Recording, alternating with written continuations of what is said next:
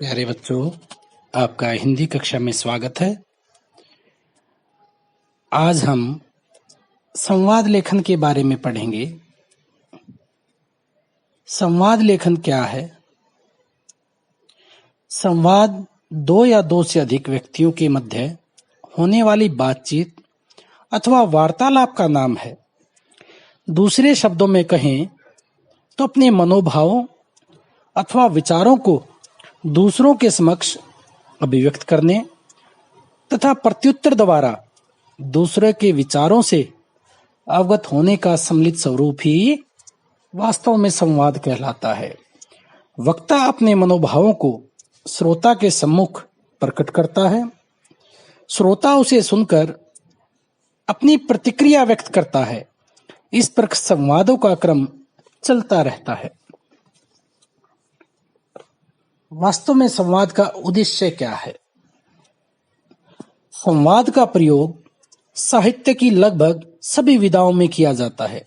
नाटक, एकांकी तथा फिल्मों इत्यादि में संवादों की भूमिका अत्यंत महत्वपूर्ण है। कई नाटकों एवं फिल्मों को उनके संवादों के लिए ही याद किया जाता है। संवाद के माध्यम से ही पात्रों की प्रवृत्ति, विचार एवं चरित्र का बोध होता है। सशक्त एवं प्रभावी संवादों के माध्यम से पात्रों का चरित्र जीवंत हो उठता है।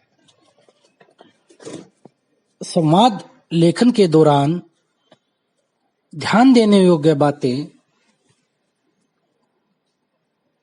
संवाद लेखन एक महत्वपूर्ण लेखन विधा है। दिए गए विषय को भली भांति समझकर भावपूर्ण संवादों का लेखन करना चाहिए। शब्द सीमा का विद्यार्थियों को ध्यान रखते हुए संवाद लिखना चाहिए।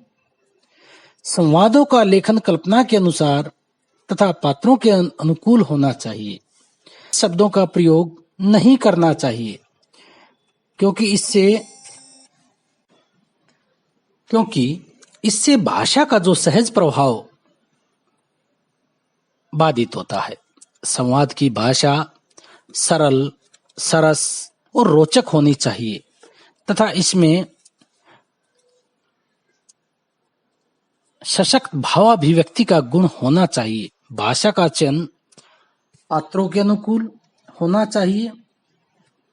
संवाद लिखते समय अभिव्यक्ति सूचक चिन्हों का यथास्थान प्रयोग वांछित है।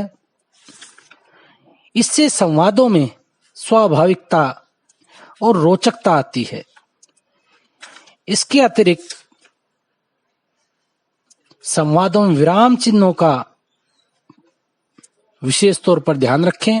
उनके प्रयोग पर विशेष ध्यान देना चाहिए क्योंकि विराम चिन्हों के अभाव में अथवा यथास्थान प्रयोग न होने पर उनके अर्थ में परिवर्तन हो जाता है। संवाद तर्कपूर्ण होने चाहिए।